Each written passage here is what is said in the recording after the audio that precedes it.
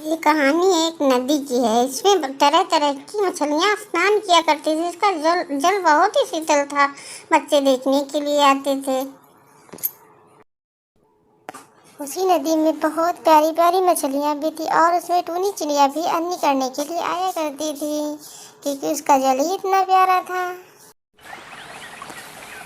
टूनी चिड़िया की बेटी रानो चिड़िया भी वहीं पे आ जाया करती थी हन्नी करने के लिए, क्योंकि उसको भी हन्नी करने में बहुत ही ज़्यादा अच्छा लगता था।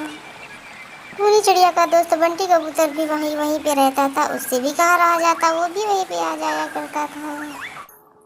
बंटी कबूतर और उसकी लाडो एक पेड़ पे रहा करते थे। वो भी वहीं जाने की बातें किया करते थे कि चलो हम भी नदी में हन्नी करके आते हैं। तो उसकी लाडो कहती है क्यों चले ना, हम लोग भी वहीं चलते हैं। टूनी चिड़िया की बेटी बड़ी हो गई थी। उसको उसकी शादी की चिंता होने लगी, क्योंकि उसकी बेटी बड़ी हो गई थी। उसको लगता था कि उन्हें इसकी शादी कर दिया जाए।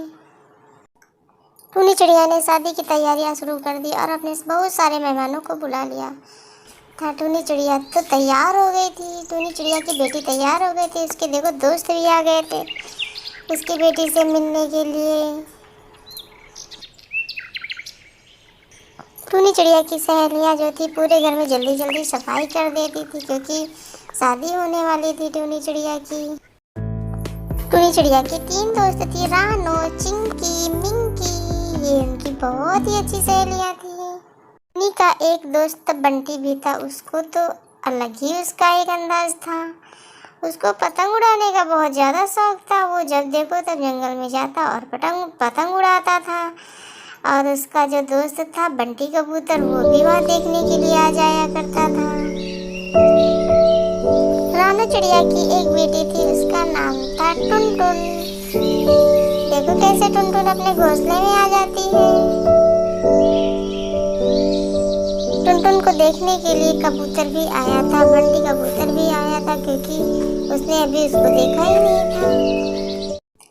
एक बार टूनी चिड़िया जंगल में फंस गई थी। वहीं पे एक जाल पड़ा हुआ था और वो जा रही थी, उसी में फंस गई थी। टूनी चिड़िया की बेटी घर में अकेली थी। टुनटुन वो सोचती थी कब मेरी मम्मा आएगी, लेकिन उसको तो वहाँ पे कोई दूसरी ही बात हो गई थी।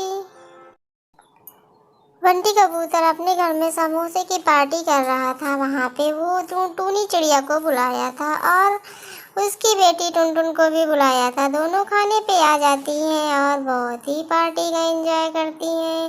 सारे दोस्त पार्टी करने के बाद एक पार्क में जाते हैं, वहाँ पे बैठ के मस्ती करते हैं। अगर कहानी अच्छी लगी हो तो चैनल को सब्सक्राइब करो।